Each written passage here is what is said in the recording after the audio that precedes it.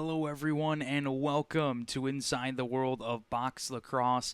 I am your host, Trevor Butz, and it is with a heavy heart that we have to start this week's edition of ITWOBL by talking about the horrible tragedy that occurred over the weekend in which two Marquette University lacrosse players were tragically killed in a car accident. 19-year-old Scott Michaud and 20-year-old Noah Snyder both passed away in the accident. Others, I believe, were hurt as well, and that is just horrible.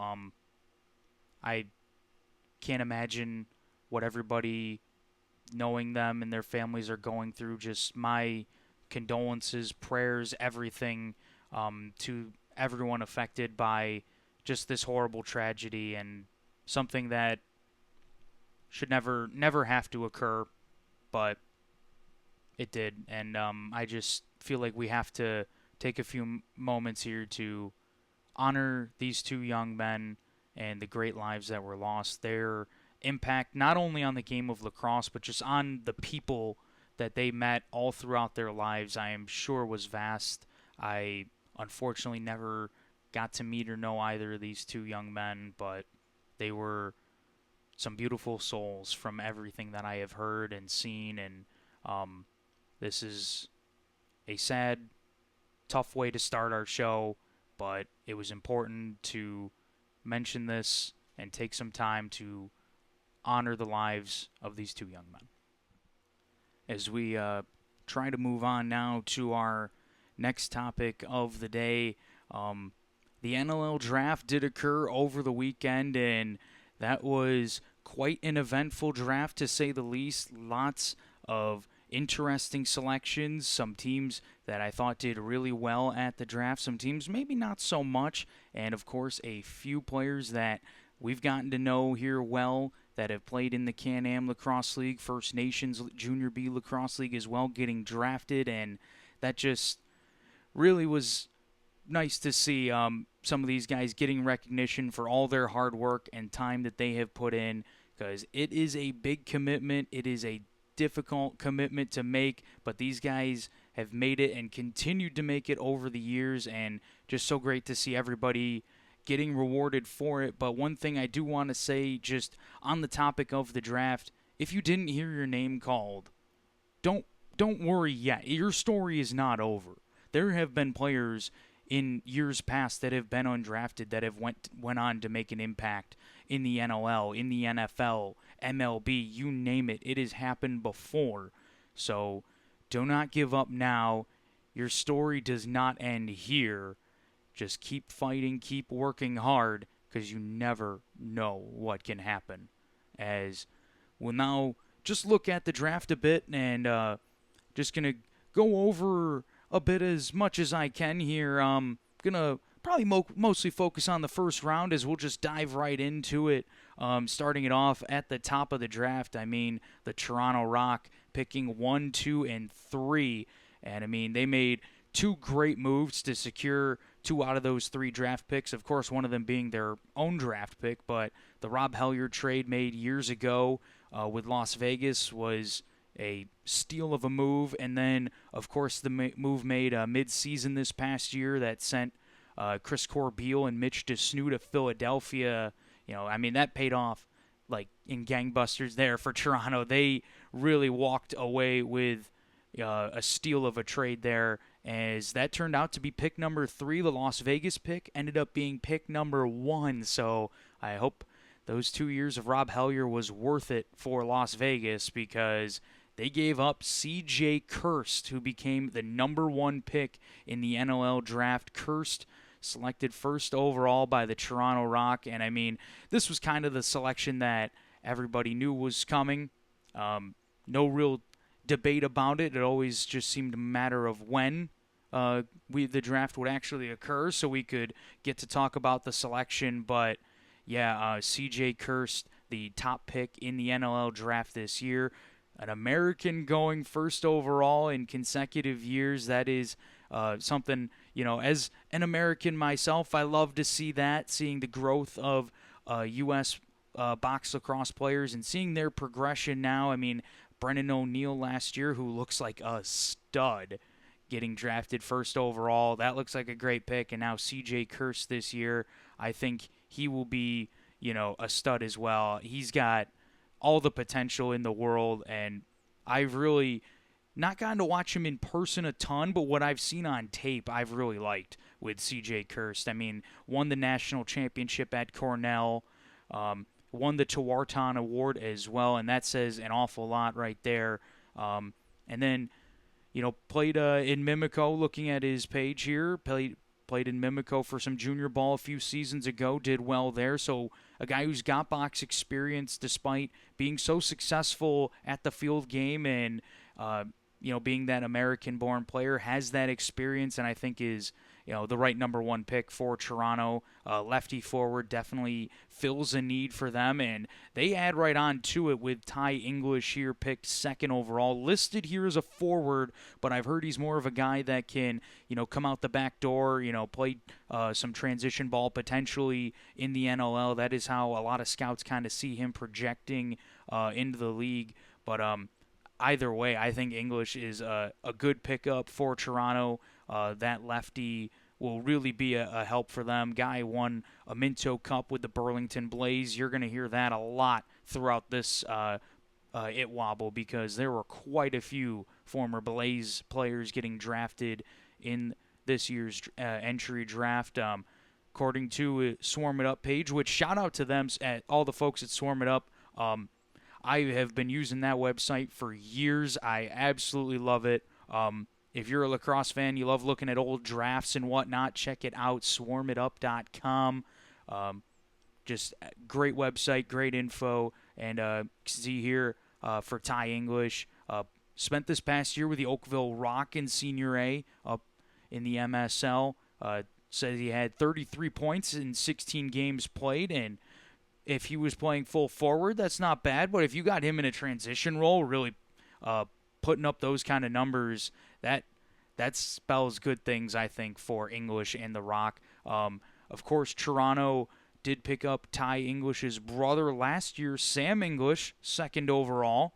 So both brothers picked second overall. One of the rare instances, I think, in sports where brothers picked in the same spot in the draft. Typically, you'll see some brothers, somebody's taking second, the other one's taking fourth or fifth, and now you got, one brother's got a leg up on the other in that regard, and you could see that dynamic and play out over the years. But both Ty and Sam English selected second overall in their respective draft classes, and I really think both of those guys are going to be, good players in the years to come for Toronto. And this third pick was what everybody was kind of unsure about with the Rock. What are they going to do with it? Are they going to draft Owen Hiltz, which is what they ended up doing, or are you going to trade it, try and pick up some more players that are maybe going to help you right now, like they've done in years past? And I guess, the right deal wasn't on the table for, Matt Sawyer, Jamie Dowick, and company over at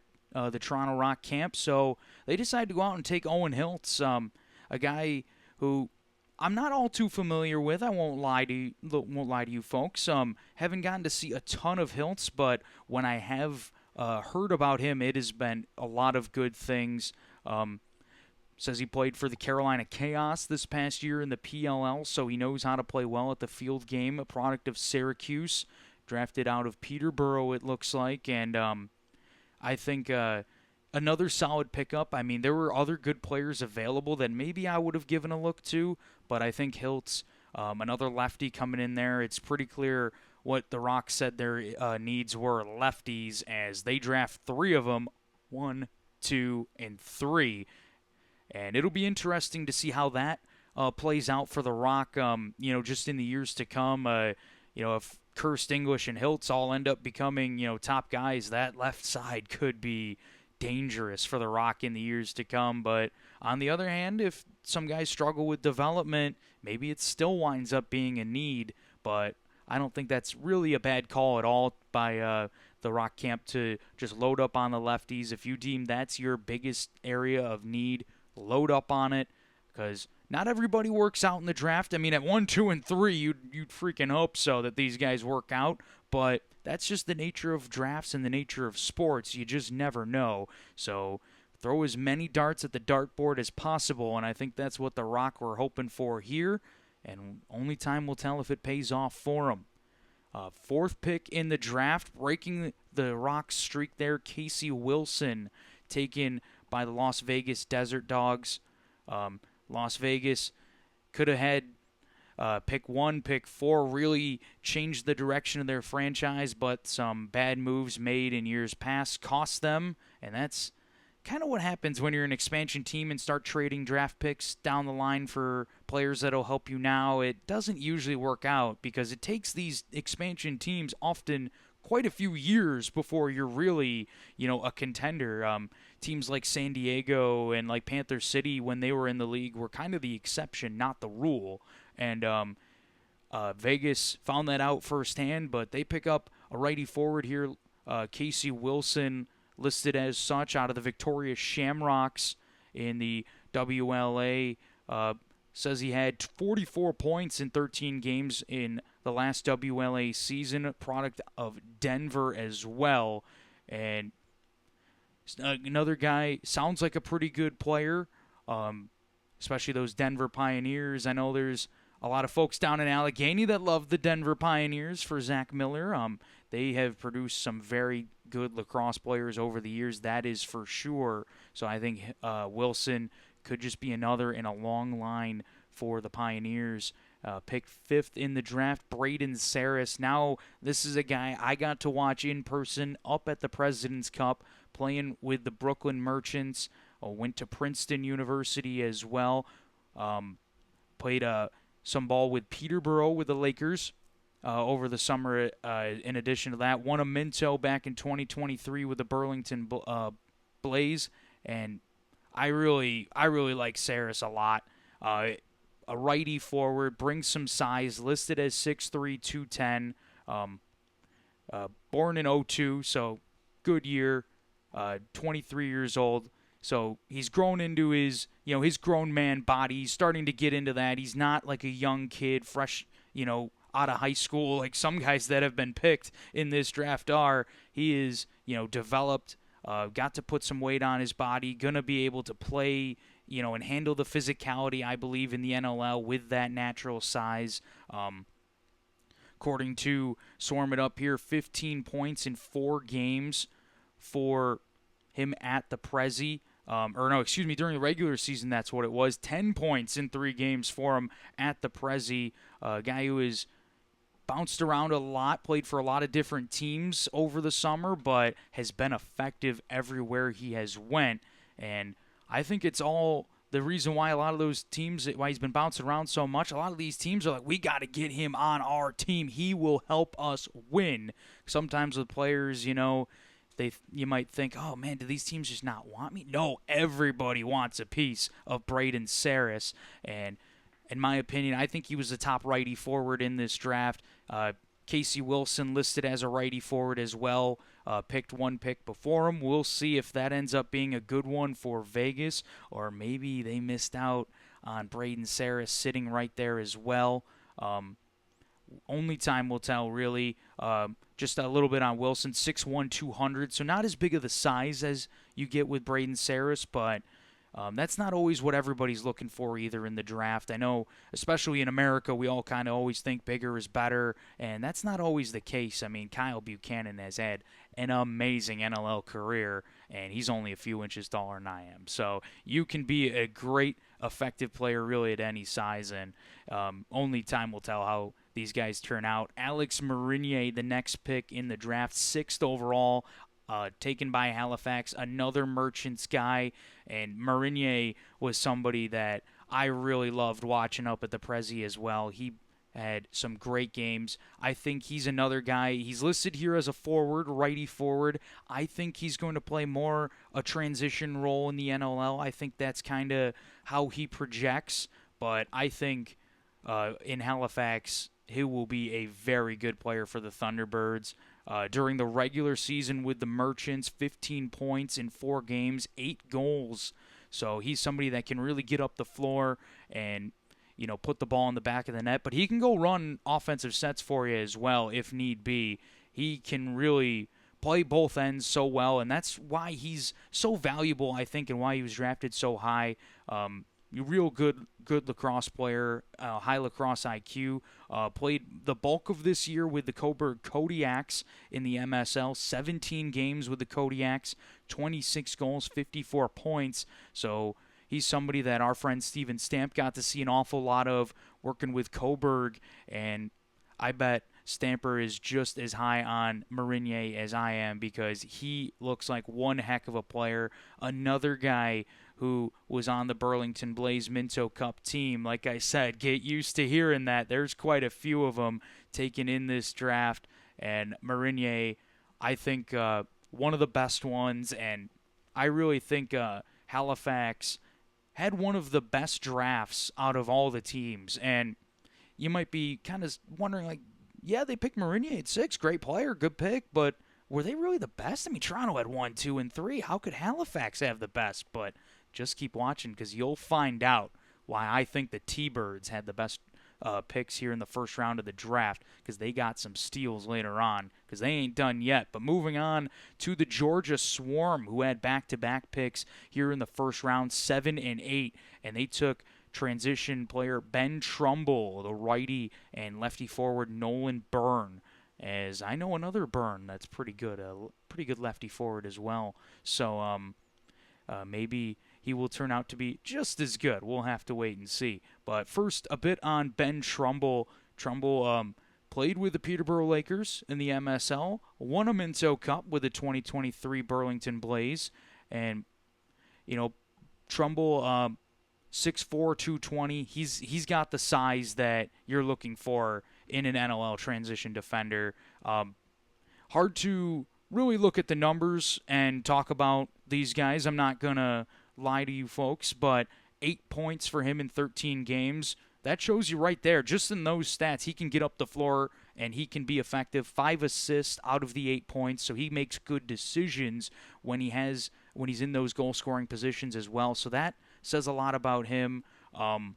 Not a guy I've gotten to see too much of in person just yet, but I really cannot wait to see what he does for the Swarm.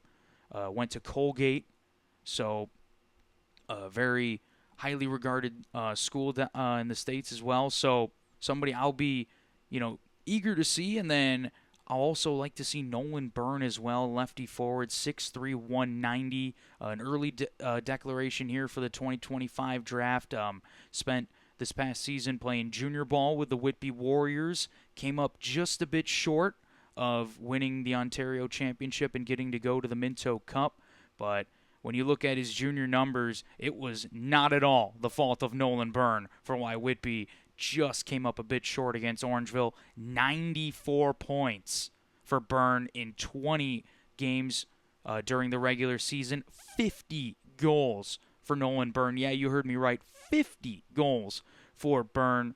He was just fantastic for the Warriors throughout the regular season, and he's a guy that I think really could make a big impact with the Swarm once he's able to get down there and get into the lineup during the OJL playoffs. 11 games played, 32 points. He knows how to fill the net. That is for sure. 11 of those 32 points were goals, and I think Nolan Byrne might be, a sneaky good pick here for the Georgia Swarm in the middle part now. As we start to get in the middle part of the first round with those back-to-back picks, that's a big advantage as well for Georgia because you can fill two needs right at once. They get a transition player in Trumbull, and you get your forward in Byrne. You don't have to worry about anybody else taking them because as long as they're on the board when you're picking at 7, they'll be there at 8 as well. So Georgia getting to fill some needs.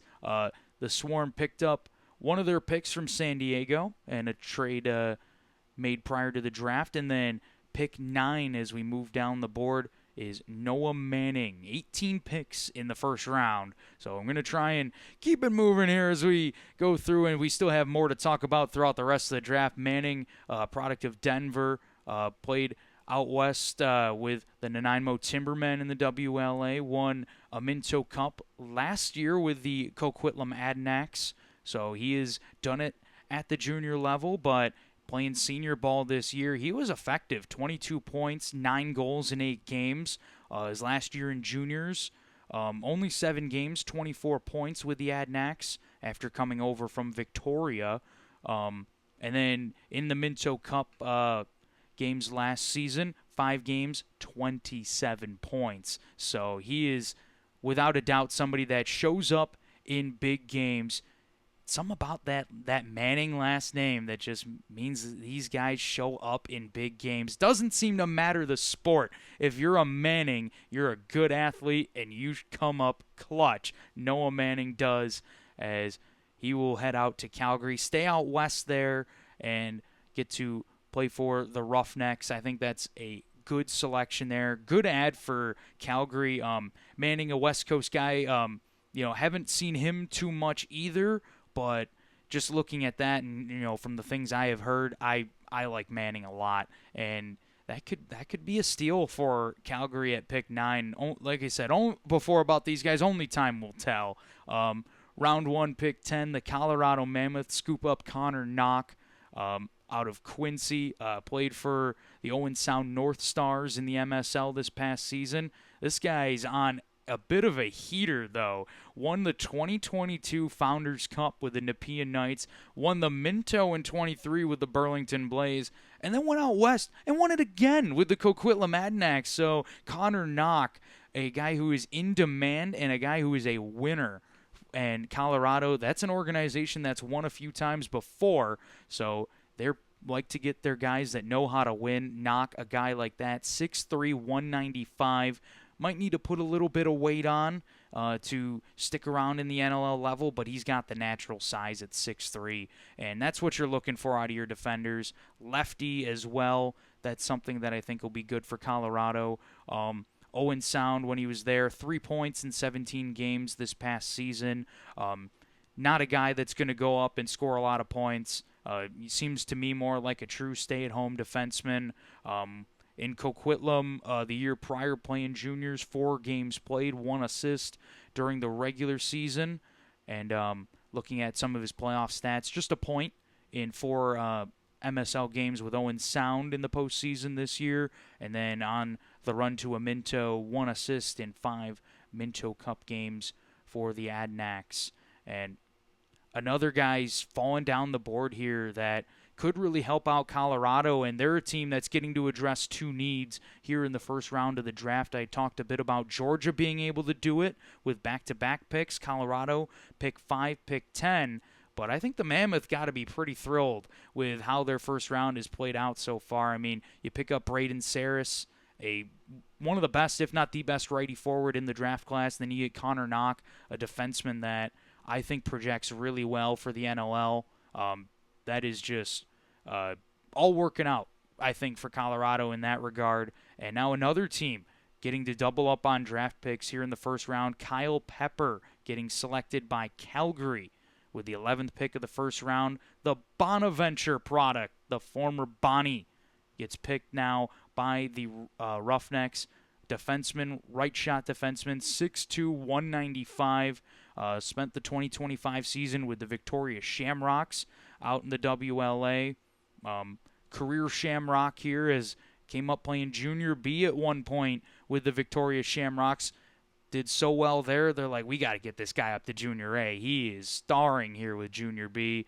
Does very well with the Shamrocks Junior A team. Moves up to the Senior A, and he contributed 15 goals, 29 points in 17 games. I know he's listed as a defenseman, so a guy who, able to play both ends of the floor, clearly just based on these statistics.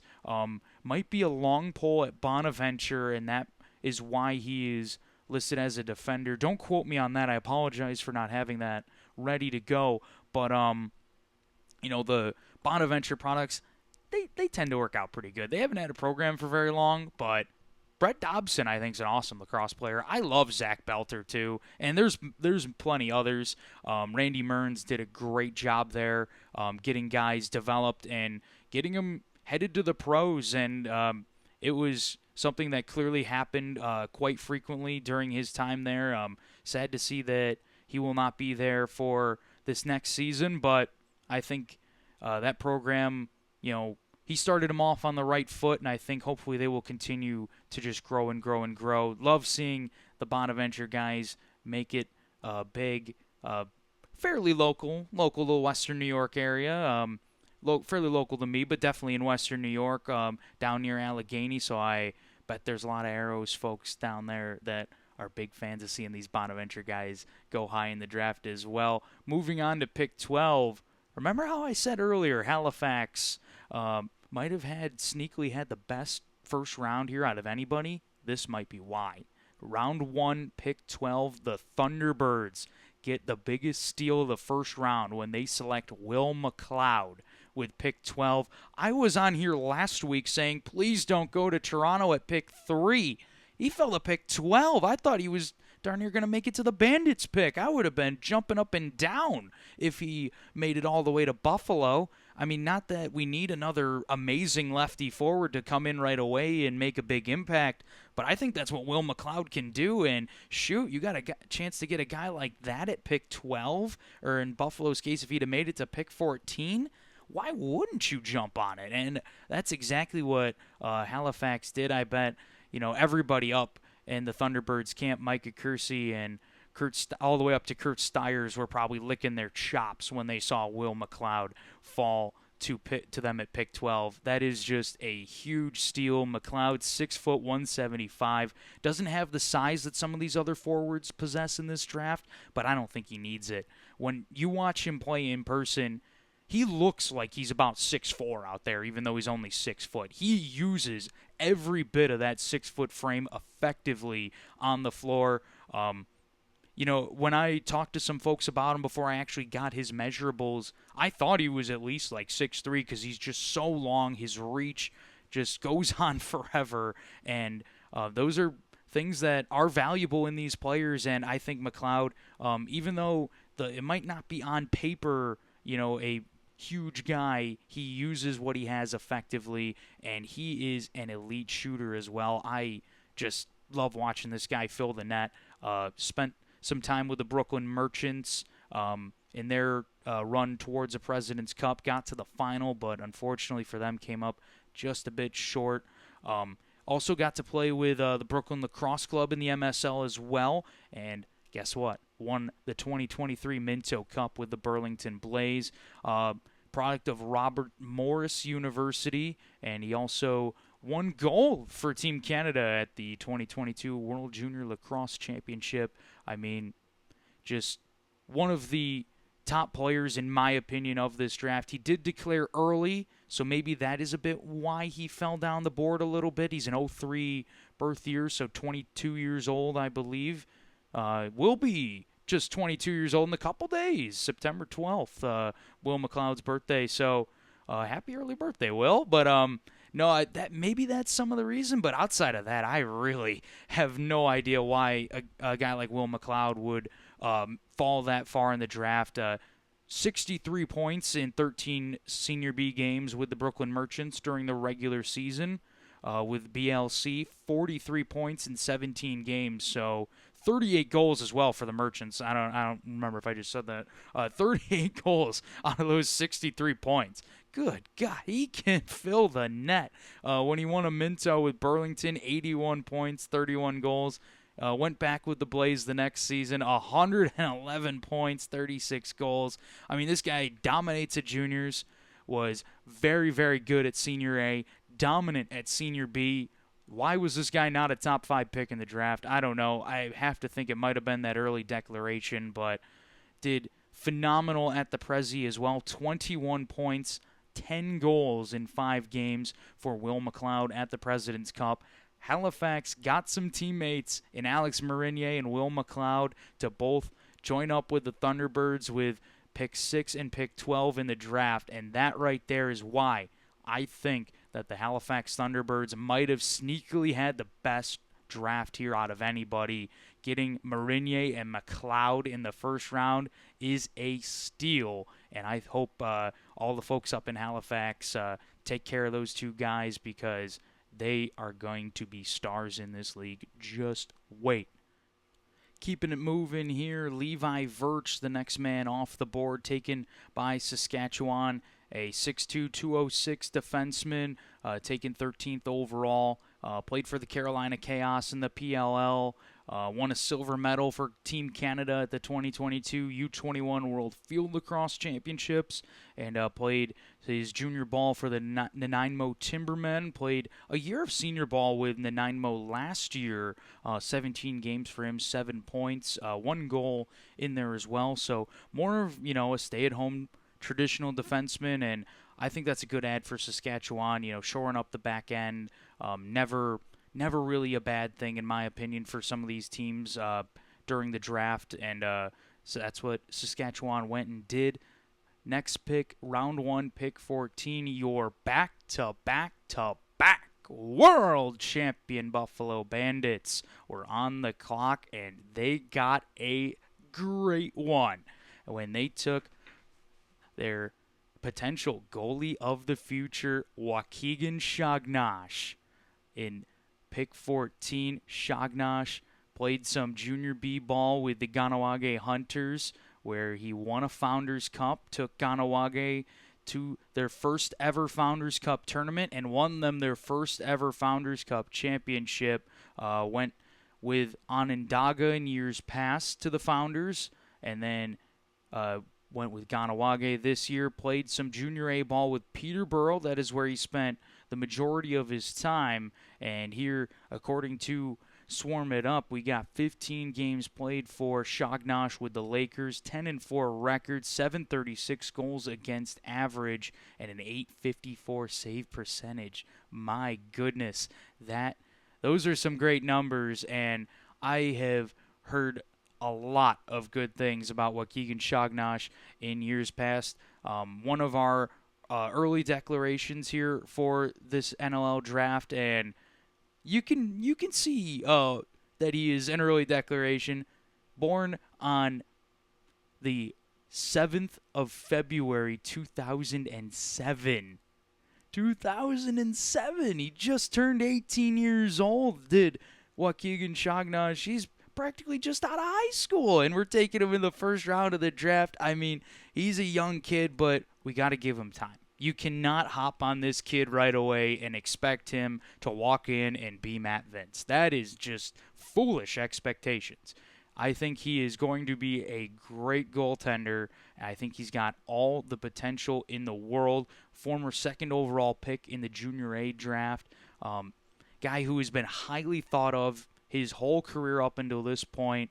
Taken 14th overall. If he'd have played a few more years of juniors and then went during his actual draft year, I think this guy could have been round 1, pick 1. I'm not sure what year it would have been just yet, but I mean, that is how talented Waukegan Shagnash is. No shock that he is the first goalie off the board, and he kind of reminds me a little bit just of Christian Del Bianco in the sense that a young goalie, drafted very high, did so well in juniors, that declared early and got taken, to a very highly respected team. Shagnash with the Bandits, Del Bianco with the Roughnecks, and the high expectations were always there for Del Bianco, and he's more than lived up to them, but we gave him a little bit of time. He developed, and when he was ready, boy, did we all know it, because he came in and was excellent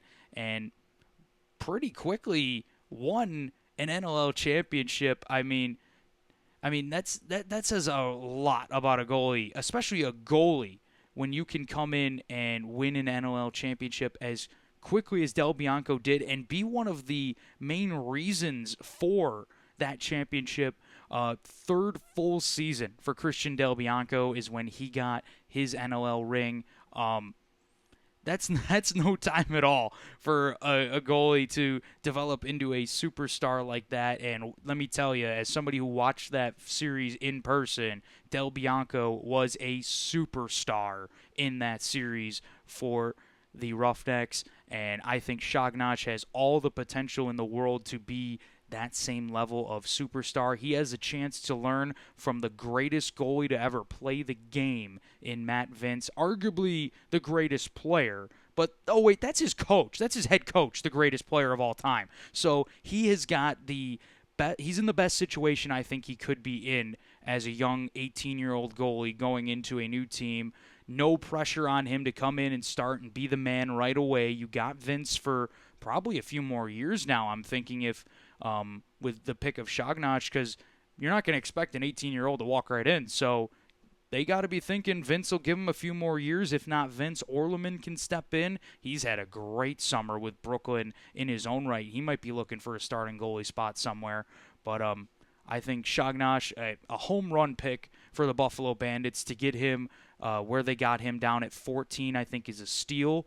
And I've said to some folks that I know, I think he is probably the only person I would have taken over Ari Steinhaus here for the Buffalo Bandits in that spot. And credit to Stamper, he got that one right on the nose. Good on him. When I saw that, I was like, I would love Shagnach when I saw that mock draft, and what do you know, it ended up happening. Just going to continue on here in the first round. Bo Columbus, the next pick, a defenseman taken by the Philadelphia Wings, 6'2", 217 out of Robert Morris. I believe he's also a guy that can take some face-offs as well, so I think that's a good pick. Getting these face-off guys that can play good defense as well as do very well on the draws, I think is critical for these teams. I love Connor Farrell and guys like him and Max Adler and whatnot in the years past that the Bandits have had, but they don't really play that great of defense, and they're kind of a true Fogo, face-off, get-off, and you get a guy like Columbus in there that can go back and play solid D, somebody that I can think of, as well, like a Jay Thornbert.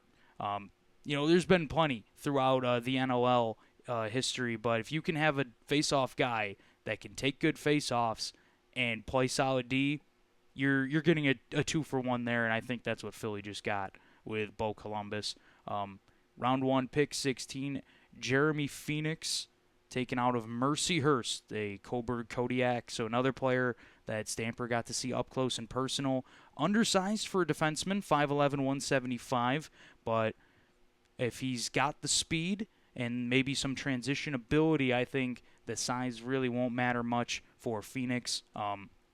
With Coburg, 9 points, 2 goals in 9 games. So, point per game as a defenseman is not bad at all for Phoenix. Previous year, 3 points in 9 games, so he can get up the floor, he can move the ball well, make smart decisions. A good pick there for Georgia is they got a player listed as a transition, a forward, and a defenseman. So getting all three main categories, 3 categories of runners all taken care of in one draft in the first round, I think that is a smart decision by Ed Como and company down there in Georgia. Second goaltender taken here in the NLL draft. These men will be compared with Shagnach for the rest of his career. Caleb Kahn, the second goalie off the board. And why I say that is it was a decision the Bandits had to make. Do you take Shagnach? Do you take Kahn? Shagnach more local, closer to the east. Kahn from Langley, British Columbia, so way out west. And it's more of a natural fit with Shagnach and the Bandits. Kahn to Vegas. But I think that's a good pick for Las Vegas. They're a team that really kind of needs everything. So I'd almost say best player available should be the pick for the Desert Dogs here. And that's what they got. They got an 18-year-old goaltender in Kahn. Another guy like Shagnach, going to take some time, not going to step in right away and be the man. But if you give him a few years, good development, good training, he probably will be. And I think Kahn has got a lot of potential. Played with the Langley Thunder in the WLA this past season. Got some time in Senior A, got some time in Junior A as well in the Langley organization, the BC Junior A Lacrosse League. We'll give you his Senior A stats since he played more games there. 5-8 record, almost 800 minutes, 987 goals against average, along with an 810 save percentage. So pretty good numbers playing against men in the WLA. I think that is says a lot of good things about Khan, and like I said before, I think him and Shognosh are kind of going to be right there compared for the rest of their careers, as they were the first two goalies taken off the board, and the only two in the first round, which closed with my heartbreaking Ari Steinhaus getting taken round 1, pick 18 by the San Diego Seals. Out of St. Catharines, spent his time playing juniors with the Athletics. 6'3", 195. He can fly up the floor. It's like he's got Mark Steinhaus's speed and flair, but got Billy D's size. And for those that don't know, Mark Steinhaus, Ari's father, married to Billy D's sister. So that is that connection. 6'3", 195. If he can put on a few more pounds and still move the way he does, this guy is going to be a generational defenseman, I think. He's got so much potential. As I mentioned, his dad, Mark Steinhaus, a legend in Buffalo. The number 9 needs to go to the rafters now. It is where it belongs. Unless we can bring in Ari and he can wear it, but I think the Seals are not going to give him up. Because I know I wouldn't if I was running the show out there, because they got a gem in Ari Steinhaus. Some numbers on him: 20 games played with the Athletics, 5 goals, 9 points. And then in the Minto, 4 games played, 2 goals for him, some big goals during that Minto Cup as well. I really wanted him at pick 14 for the Bandits. I think maybe they were hoping that he would fall to them at pick 21, where they took Coltrane Tyson. But unfortunately not to be.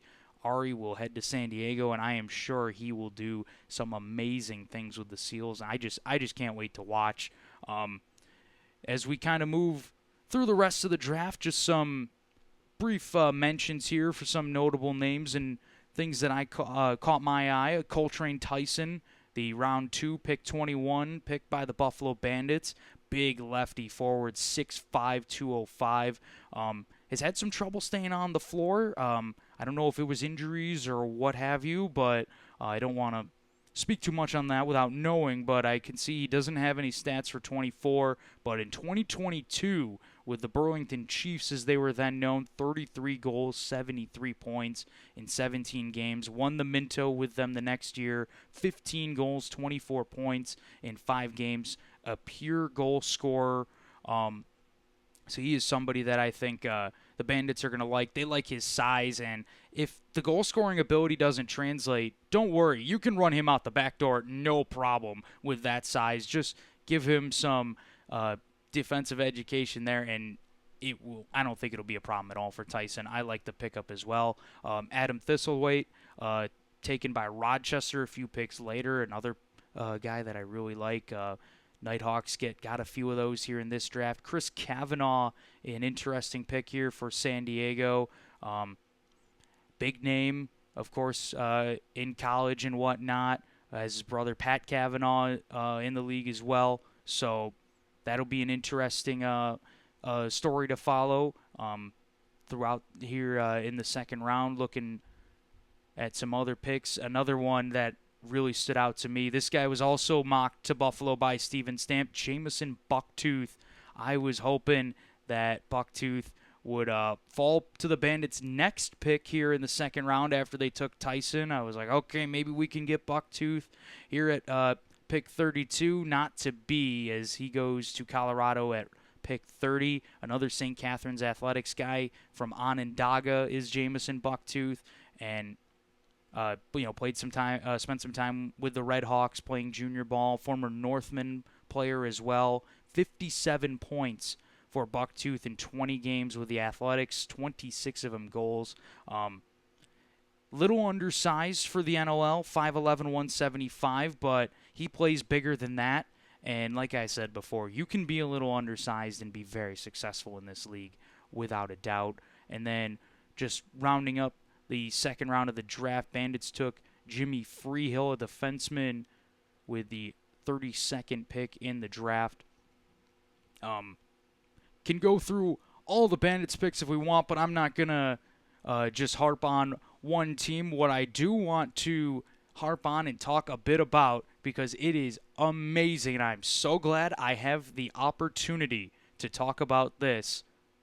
Some big players around here have been taken, and this just really brought a big smile to my face. I was so happy for everybody that got taken, including, we'll start here, Amos Whitcomb, taken by the Rochester Nighthawks with the 57th pick in the 4th round of the NLL draft. Of course, many of you know Amos playing with the Allegheny Arrows and for the Albany Great Danes. Did play a little bit of time, or spent a little bit of time with the Brampton Excelsiors in the MSL. Only 3 games with the Excelsiors, but 4 points in 3 Senior A games is very good. Spent some time playing some other junior ball with the Orangeville Northmen in years past, but really has kind of settled into his spot with the Allegheny Arrows, and I think the Arrows obviously have a young burgeoning star on their hands in Amos Whitcomb, and I'm so glad to see him get the opportunity in Rochester. I know he is bound for big things. Might not happen right away. Sometimes these later draft picks, it just takes a few years, but once it all works out and comes around, I think it will come up Millhouse for Amos Whitcomb. He is, truly a special player, and I think Rochester definitely got a diamond in the rough here in the 4th round. And then another diamond in the rough that I got to watch play with the Seneca War Chiefs in the First Nations Junior B Lacrosse League, Jaden Kennedy, taken with the 61st pick in the 4th round of the NLL draft. Listed as a defenseman. I don't think that's what he's going to be playing in the NLL, because this guy has got a howitzer of a shot in his arsenal. He is truly one of the most impressive junior B players I've gotten to see play live and call his games. I knew he was a special player right when I watched him the first time, and what do you know? The folks up in Buffalo, New York knew too, because they took Jaden Kennedy, a local guy, went to Onondaga Community College, played for the War Chiefs and for the Six Nations Arrows as well in the past. 22 points, 9 goals in 5 games at the Founders Cup for Jaden Kennedy. He was impressive all year long. Hat tricks galore throughout the regular season. Tore apart the First Nations Junior B Lacrosse League, and a War Chiefs guy getting taken in the 4th round. I think that could be a steal for the Bandits when we look back on this draft in years to come. But for right now, love seeing 2 guys that we've gotten to see a lot of and cover over the years. Amos Whitcomb, Jaden Kennedy, taken in the 4th round of the draft by Rochester and Buffalo, respectively. Looking throughout the 5th round here, Greg Elijah Brown, somebody I got to watch for a bit with the Six Nations Rivermen, and I think he's a guy that did really well with them. I thought he was going to go quite a bit earlier. Bit surprised he lasted that long, but I think the Black Bears of Ottawa might have got a bit of a steal there in the 5th round. We will have to wait and see a lefty forward there, and Greg Elijah Brown. 64th pick, a few picks earlier, Zane Dalpy, another Riverman player that I thought had a good President's Cup as well, like Greg Elijah Brown. Dalpy, lefty forward, just a solid player in general for Zane Dalpy. And then rounding out the 5th round, a Allegheny Arrow again gets taken in the NLL draft. Liam Keane, taken with the 75th pick in the 5th round of the NLL draft by the world champion Buffalo Bandits. And Keane, not somebody I saw a ton of during the Can-Am season this year, but he is somebody that I thought looked good when I did see him. And when, he was playing, listed here as a forward, but played more of a defensive role with Allegheny. I believe he's at Robert Morris now, and with the Colonials, he plays more of an attacking role. I think more of an attacking midfield role there with Robert Morris, and shifted to the back end for Allegheny. I think that's where his future would be at the box game. And sometimes with defensemen, they're doing very well if you don't notice them, so to speak. And I didn't notice Keane a whole lot So that means he wasn't giving up a lot of big chances, wasn't having a lot of defensive breakdowns or miscues when I did see him. And he made some nice plays when he did get the chance on the other end of the floor, setting up Jesse Jimerson for a beauty goal. You can check that one out on the socials. It's up there right now. But Keene, an interesting pick there for the Bandits to close out round 5. And then, just one of the few players we had get taken, but I mean that's 3 guys that I know of here out of the Can-Am First Nations Junior B League that we got to cover, all season long regularly, that was taken in the draft, and I just love seeing that growth of these leagues and seeing these players progress and have a chance to go live out their dreams, and that is really what got to happen with the NLL draft. So many people getting everything they work for, paying off for them right here at the draft, and that definitely happened, I think, with our players that we knew getting selected, and Amos, Jaden, and Liam Keene. Just 3 wonderful guys, and just so happy for them. Congratulations to them and to everybody that was taken. But like I said before, your story is not over if you weren't taken at the draft. Undrafted players can go on to be great too, and play a role and have a future in the NLL. It's happened in this league before. It's happened across other sports, so do not give up now. There were a few players. I got the Braves shirt on today. Thank you to all my friends down at Tonawanda for hooking me up with this one. The exclusives right now. This thing is gorgeous. But couple Braves that I thought maybe were going to get picked that didn't. In this draft, Zach Terry, Avery Steinbeck Parker were both eligible. Don't know why they weren't picked. I really think out of 89 picks that somebody would have taken a flyer on them. It's kind of bewildering to me that nobody did, but it is what it is. And like I said, I think their stories are not going to end here. That is for sure. But what is going to end here is the show. I've been going for quite a while, so probably about time I wrap things up. I just love sitting here and getting the opportunity to talk lacrosse. For all you fine folks that watch at home, thank you so very much. And, of course, got to say another thank you to my friends down in Tonawanda, Gates Abrams, hooking me up with this one. Said this before on here. If anybody ever wants to see Blue Squatch wearing their team merch, hook us up. We love wearing it for the shows. Of course, I got this one on today. I've had the Arrows one on before. That's what I got right now. So you want to see Blue Squatch in the team merch, get in contact with us because we love it. Love supporting the Can-Am and the First Nations Junior B Lacrosse League. Want to represent anybody and everybody as much as we can here on the show. And these are always really comfy too. My Allegheny one is really soft and comfy. This one, the nice athletic fit as well. So very breathable. I just like wearing them out. I love everything about the branding logos that we get here in the Can-Am. It's all great, and I love being able to promote it. So yeah, if you want Blue Squatch to represent your team, get in contact with us. We will for sure. But I will wrap things up here as we say so long, and thank you all so very much for watching and for your support of Inside the World of Box Lacrosse.